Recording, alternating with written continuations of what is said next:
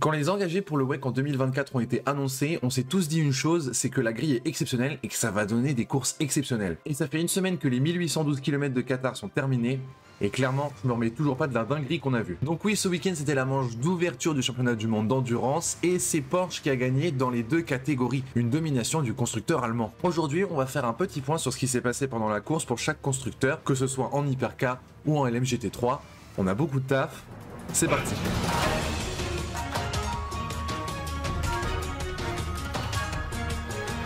Commençons tout de suite par le LMGT3. En LMGT3, on a eu une course assez sympathique. Même si la Porsche qui a gagné a vraiment été devant, on a quand même vu des belles batailles, des belles manœuvres et surtout des pilotes qui ont osé. Et ça fait vraiment plaisir. Si on prend chaque constructeur, Porsche est en effet celui qui s'en est le mieux sorti. Déjà parce que la première voiture a gagné la course, mais la deuxième a fini loin derrière, mais a quand même proposé une très bonne course. Elle a eu des problèmes techniques pendant la course, mais elle m'a quand même montré d'excellentes choses pendant toute la course. Elle a été dans les groupes des 5-6 premiers quasiment tout le début de la course, mais dès qu'elle a eu des soucis, c'était terminé, 15 tours de retard. L'autre constructeur qui s'est très bien sorti, c'est Aston Martin. Les deux Aston Martin du Heart of Racing et du D-Station ont fini 2e et 3e, ce qui est vraiment pas dégueu. Clairement, la nouvelle évolution de la Vantage est vraiment une réussite. Déjà, je la trouve beaucoup plus jolie que la précédente, mais maintenant, on sait qu'elle est performante, l'évolution fonctionne. 2e et 3e pour une première course pour cette voiture au WEC, c'est impressionnant. Juste après ce podium, on a deux constructeurs qui se battent entre la 4e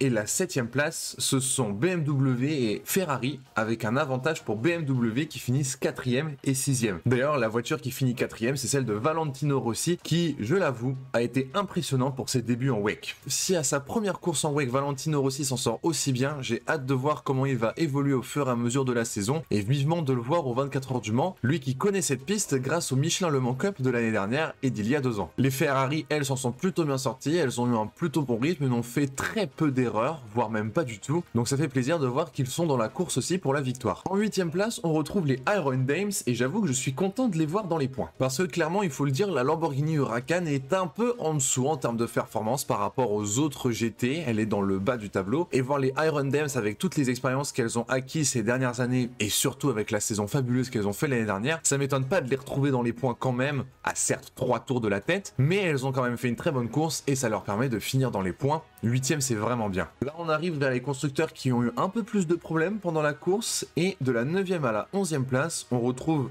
surprise pour moi, les deux Ford Mustang. De ce qu'on a vu aux essais, les Ford Mustang étaient les voitures qui étaient en dessous en termes de performance. Et elles l'ont prouvé pendant la course aussi. Elles étaient bien en dessous. Mais elles ont quand même plutôt esquivé les problèmes et elles arrivent à finir 9e et 11e. Certes, à 4 et 5 tours de la tête, mais ça reste une arrivée dans les points pour la première course de cette voiture au WEC. C'est quand même assez positif pour la suite. Dernière voiture qui finit dans les points, et donc en 10e place, on retrouve la Corvette numéro 82 du TF Sport. Elle aussi, c'est une voiture qui a manqué un peu de rythme dans tout le week-end. Contrairement à sa sœur aînée, l'autre Corvette numéro 81. C'est elle d'ailleurs qui a signé la pole. Mais en début de course, elle a eu des problèmes techniques l'empêchant de vraiment lutter pour la victoire. Et puis plus tard dans la course, elle a malheureusement dû abandonner. La Corvette est donc l'une des deux voitures qui a abandonné. L'autre voiture qui a abandonné, c'est l'une des deux Lexus. D'ailleurs, les deux Lexus ont fait une très mauvaise course. Lexus a totalement raté sa course, l'une abandonne, l'autre finit à 26 tours de la tête. C'est n'importe quoi, c'est la dernière voiture classée au général. Si on enlève tous les abandons, c'est vraiment dommage de voir une voiture aussi expérimentée, aussi bas dans le classement. Alors oui, c'est sûr, le Acodis Racing, c'est la première fois qu'ils utilisent vraiment cette voiture, donc ils ont encore beaucoup d'expérience à prendre. Laissons-leur le temps de se familiariser avec ce bolide qui a gagné beaucoup de choses, surtout aux États-Unis. Dernier constructeur auquel on n'a pas parlé, c'est McLaren, et j'avoue que c'est également une petite déception. McLaren, après les prologues et les essais, je les attendais vraiment bien classés pendant la course. Au final, ils ont montré pas vraiment de bonnes choses. Les deux voitures finissent à 15 tours de la tête de course. C'est assez monstrueux. Alors oui, elles ont eu des problèmes, mais quand même, je m'attendais à mieux. Voilà, la course des GT était vraiment fabuleuse. On a eu des batailles dans tous les sens. On a eu du 3 de front. Bref, c'était vraiment impressionnant. Et si on regarde le classement en championnat, bien sûr, il est le même que celui de la course. On notera juste que la numéro 81 n'est pas dernière parce qu'elle a gagné le petit point de la pole position. Mais sinon, c'est le même que la première course. logique. Passons maintenant aux hypercars, et là le problème c'est que je sais pas du tout par quoi commencer. Parce que oui, il s'est passé beaucoup de choses. Je propose qu'on commence par la voiture qui est le moins bien classée, puis on va avancer dans le temps. La première de laquelle je vais parler, c'est l'Isotta Fraschini. L'Isotta Fraschini, en plus de pas avoir une performance exceptionnelle, a manqué beaucoup de chance. Avant même le départ, la voiture est arrêtée pour des soucis dont je ne connais toujours pas l'existence. Et surtout, elle est à 3 secondes des temps, les pilotes sont expérimentés, ils font des erreurs, ils ont eu des pénalités et ils ont eu... Donc oui, pour cette première course de ever de cette écurie et aussi de cette voiture, c'est un peu ridicule. Mais bon, mieux vaut être ridicule maintenant au Qatar que dans presque 100 jours au Mans. Le deuxième constructeur le moins bien classé de tous, et ça fait un peu mal de le dire après la course qu'ils nous ont fait, bah c'est Peugeot. Peugeot a été le deuxième constructeur le plus rapide ce week-end et les voir aussi bas, ça fait extrêmement mal. L'une des deux voitures, la 94, finit à 19 tours de la tête parce que tout simplement elle a eu des soucis mécaniques au milieu de course et aussi elle se fait sortir au premier virage par la Cadillac, donc ce qui lui a enlevé déjà ses possibilités de bons résultats. Quant à la 93 par contre, oh là là. Par où commencer? La 93 était l'une des surprises de performance de cette course. Elle a pris la tête très tôt dans la course en dépassant une Ferrari, mais au bout d'1h30, elle se fait dépasser par la Porsche numéro 6 et reste en deuxième place pendant presque 9 heures de course. À quelques tours de la fin, elle se fait rattraper par la Jota numéro 12 et la Porsche officielle numéro 5 pour une bataille pour la deuxième place. Mais à 2 tours de la fin, sur la ligne droite des stands, la voiture tombe en panne d'essence et finira que 7ème. Et encore, elle finit 7ème avant sa disqualification. Parce que oui, la voiture a été disqualifiée et je vais essayer de vous expliquer ça ultra simplement. Quand la voiture tombe en panne d'essence, elle utilise son moteur électrique parce que c'est autorisé. Mais de base, la BOP de la Peugeot indique qu'elle n'a pas le droit d'utiliser son moteur électrique en dessous de 150 km/h. Et c'est à peu près le même chiffre pour tous les candidats. Vous avez le droit d'utiliser votre moteur électrique uniquement en dessous si et uniquement si, à la fin du tour, vous rentrez au stand. Sauf que quand elle a fait son tour où elle était totalement ralentie, elle n'est pas rentrée au stand, elle a franchi la ligne de départ. Et ça, c'est illégal. Donc elle a été disqualifiée. L'autre chose qui l'a fait disqualifier, c'est que à la fin du tour, elle s'est arrêtée juste après la ligne d'arrivée et elle n'a pas rejoint le parc fermé d'elle-même, ce qui est également interdit. Donc oui, elle a été disqualifiée et c'est vraiment dommage. C'était la dernière sortie de la Peugeot 9X8 avant son évolution et on lui promettait un très bon résultat. Mais malheureusement, la vie en a décidé autrement. On va parler maintenant de Lamborghini avec la SS63 qui, elle aussi, a fait sa toute première sortie. Clairement, on s'attendait qu'elle soit un peu en dessous en termes de performance. La voiture est toute nouvelle, l'écurie apprend à la gérer et les pilotes également. Elle finit à 5 tours de la Porsche qui a gagné sans réel problème. Elle manquait juste de rythme. C'est bien que les pilotes prennent leur marque, qu'il leur arrivait aucun problème. Ça, c'est très bon. La performance vient uniquement après, donc laissons-leur le temps de se rejoindre à la fête avec toutes les voitures qui sont devant elle. Un constructeur qui m'a un peu déçu, j'avoue, ce week-end, c'est BMW. BMW, c'est leur première année au WEC et aussi leur première année d'exploitation avec au WRT, mais la voiture a déjà roulé 1 an en IMSA et donc aux États-Unis. Je trouve ça un peu bizarre qu'elle soit aussi loin des performances et surtout en dessous d'Alpine qui elle est totalement nouvelle. Mais je pense que c'est un peu pareil pour Lamborghini mais en un peu mieux. Il faut leur laisser un peu de temps pour se rejoindre à la fête. En plus la numéro 15 a eu des soucis, elle finit à 8 tours de la tête, mais la numéro 20 suite à la disqualification de la Peugeot finit 11ème à la porte des points. Je pense que c'est pareil que pour Lamborghini et également pour Alpine quand on y viendra. Les voitures vont gagner au fur et à mesure du temps de la performance et seront beaucoup plus à l'aise et pourront se rejoindre à la fête. J'espère que d'ici le Mans, ce sera le cas. Et donc j'en ai assez parlé, la prochaine voiture qu'on va parler, et c'est l'une des plus grosses surprises parce qu'elle a très bien performé, c'est Alpine. Alpine s'est montrée plutôt discrète pendant la course, il faut l'avouer. Et elle n'a pas eu beaucoup de moments d'éclat, mais elle a été très régulière, même si elle était un peu en dessous en termes de performance. La mieux classée d'entre elles, c'est la 35, qui finit 7ème, ce qui est vraiment incroyable pour une première course avec un plateau aussi relevé. Et l'autre voiture, la 36, finit 12ème. Alors elle a eu un petit souci, on note notamment un passage dans le bac à gravier par Mick Schumacher, mais sinon, elle a fait une course assez exemplaire. Mick Schumacher, d'ailleurs, on dit qu'il s'est très bien intégré dans l'équipe et c'est assez fou qu'il se prête déjà au jeu de l'endurance aussi bien. C'est vraiment ultra positif et je suis très content que ça fonctionne pour Mick Schumacher. En 10ème place, première entrée dans les points, c'est la Porsche du team Proton, la numéro 99, qui a fait une course ultra discrète. Encore plus que les Alpines. Parce que oui, malheureusement, les 4 autres Porsche lui volaient un peu du temps d'écran. Du coup, on l'a pas trop vu. Le seul fait marquant de cette voiture, et c'est peut-être l'une des plus belles images de la course d'ailleurs, c'est quand elle essaie de doubler la Ferrari 51 et que cette dernière la plaque totalement contre le mur. Ça donne une image assez impressionnante et c'est l'une des plus belles images de la course. Donc oui, la Porsche Proton finit 10ème. C'est une entrée dans les points. Donc il faut le dire, c'est assez bien. Mais le problème, c'est qu'elle est toujours en dessous des autres Porsche. Donc elle a encore beaucoup de choses à améliorer. Mais quand même, c'est très positif de finir dans les points pour la première course. On va parler du 4e meilleur constructeur en termes de résultats ce week-end, c'est Toyota. Les deux Toyota sont extrêmement ralentis par la BOP, voire peut-être un peu trop. Même si je les aime pas, je trouve ça un peu dommage de les voir autant en dessous. Même si Nick De Vries pendant les qualifications a été impressionnant et a réussi à qualifier la numéro 7 en 2e position, les voir finir 6e et 9e, je trouve ça vraiment dégueu de la part de la CO. Faut juste corriger cette BOP, les alléger un petit peu pour qu'elle rejoigne la fête des 3 constructeurs qui s'annoncent vraiment être au-dessus en ce début de saison,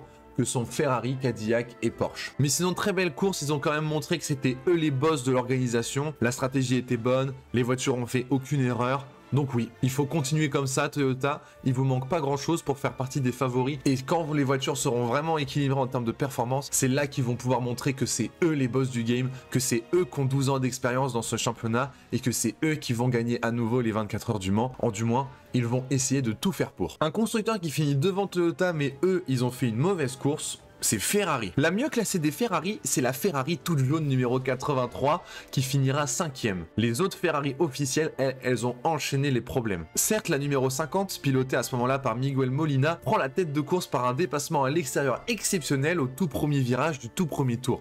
L'image était très très belle. Ensuite, les deux voitures ont enchaîné les problèmes. C'était scandaleux. La 50, la même voiture, se prend un drive-through de pénalité parce qu'elle franchit la ligne blanche pour entrer au stand. C'est totalement débile. La numéro 51, personne aileron arrière suite à un accrochage avec une GT et perd beaucoup de temps au stand. Et ensuite, ils ont eu des pénalités à tout va, friction dans la voie des stands, ils ont poussé des autres. Bref, c'était un peu le bordel chez Ferrari, ils ont vraiment pas fait une très bonne course. Ça fait quand même P5 et P7, 2 entrées dans les points sur 3 voitures, c'est pas trop mal. L'autre voiture finit 13e. Va falloir se concentrer pour la prochaine course à Imola, parce que cette fois-ci ils seront à domicile, ils ont pas intérêt de se planter. Deuxième meilleur constructeur à l'arrivée, c'est Cadillac. Cadillac, ils ont fait une course vraiment particulière et je trouve ça assez fou qu'ils arrivent à finir 4e. Parce qu'au premier tour, la Cadillac, elle se fait accrocher dans tous les sens, elle a même sorti la Peugeot 94, qui fait qu'elle a dû s'arrêter beaucoup plus tôt et beaucoup plus longuement que tout le monde, ce qui fait qu'au début de course, elle était 17e, 16e, bref, c'était compliqué. Et pendant toute la course, elle a fait une remontée fabuleuse avec un rythme de fou furieux, et ça a permis à cette voiture et à ces 3 pilotes de quand même finir 4e, à seulement un petit tour de la tête de course. C'est assez fou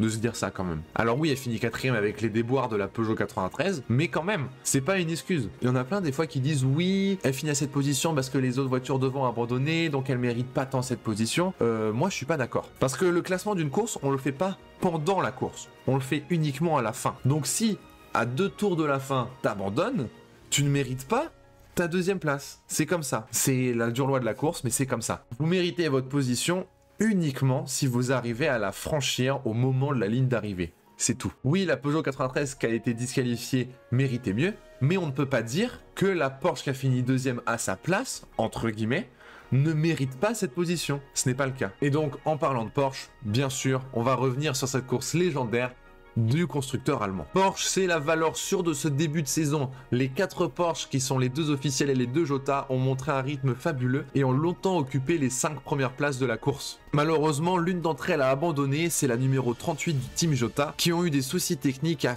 moins d'1 heure de la fin et on les voit non classés à la fin de la course. C'est vraiment dommage. Les 3 autres voitures, elles, finissent sur le podium. C'est fabuleux. On a donc la Porsche numéro 6 pilotée par Lorenz Ventore, Kevin Estre et André Lotterer qui finit premier, suivi par 33 secondes de la numéro 12 du Team Jota. Et en 3e, nous avons la numéro 5 qui a fait la pole position, qui méritait la victoire, mais qui après 1 heure de course a eu un petit problème à l'avant, ce qui fait qu'elle a eu un peu de retard. On a donc 3 premières fois pour ce podium. La première, c'est une première victoire d'une LMDH dans la catégorie Hypercar en WEC. La deuxième, c'est le premier podium d'une écurie privée en Hypercar. Et le troisième, c'est la première fois qu'aucune LMH n'est sur le podium du WEC depuis le règlement Hypercar. Alors oui, les voitures ont peut-être une meilleure performance que toutes les autres qui a été facilitée par la BOP, mais faut arrêter de voir le mal partout. Elles ont fait aucune erreur, ces voitures. C'était vraiment du rodage ultra fou. La seule petit truc assez comique, c'est vers la fin, Kevin Estre sur la Porsche numéro 6 rentre dans une Lexus GT et perd son numéro et ses leading lights sur le flanc gauche. Et c'était assez fou. Sauf que vu que normalement c'est obligatoire, les pilotes risquent d'avoir une pénalité et potentiellement perdre la gagne. Du coup, à une demi-heure de la fin, la voiture rentre au stand et on colle un petit sticker sur le flanc gauche de la voiture. Comme ça, on est sûr on recevra pas de pénalité. C'est une image assez lunaire, je trouve, mais ça garde ce côté que, oui, l'endurance, c'est un peu la catégorie de la débrouille. On essaye de tout recoller avec du scotch, et ça fait plaisir de voir ça pour une écurie aussi prestigieuse qui est Porsche Penske. Clairement, c'était lunaire, mais ça fait trop plaisir à voir, je trouve. Franchement, je suis assez content de ce résultat, parce que si on oublie les 3 Porsche qui ont gagné, le résultat est quand même assez bien mélangé entre les constructeurs, et ça fait ultra plaisir. Au classement des pilotes et voitures, bien sûr, il est exactement le même qu'à l'arrivée pour les voitures. Pour le classement des constructeurs, Porsche est devant, suivi de Cadillac, Toyota, Ferrari, Alpine et BMW qui marquent des points. BMW parce que je rappelle que pour le championnat constructeur, on oublie les voitures du team privé. On les oublie parce que les voitures privées, elles, sont comptées dans le championnat du monde des équipes hypercar, et c'est la numéro 12 du team Jota qui est première, devant l'AF Corse 83, la Proton Compétition numéro 99, et la 38 qui a, elle, abandonné, ne marque aucun point. La prochaine course, c'est en Italie, le 21 avril, sur le circuit d'Imola. Ça va être un circuit ultra intéressant parce qu'il est totalement à l'opposé du Qatar. Il est sinueux, il y a de l'herbe, il est très technique, il est très rapide, et on va voir comment les voitures vont s'en sortir avec la gestion du trafic et tout. Ça risque d'être assez impressionnant. En tout cas, merci d'avoir suivi cette vidéo résumée. Elle était un peu longue au vu de combien de temps j'ai tourné. Je trouve qu'elle est quand même assez longue. Dites-moi ce que vous avez pensé de la course, si vous l'avez bien suivi, si vous étiez pour qui, quel a été votre moment marquant de la course, et je vous donne rendez-vous très vite pour la suite de mes aventures sur YouTube. Donc n'hésitez pas à vous abonner pour suivre ce championnat du monde d'endurance. On s'apprête à vivre des trucs de dingue, donc n'hésitez pas à me suivre. Je vous donne rendez-vous très vite pour la suite. La bise!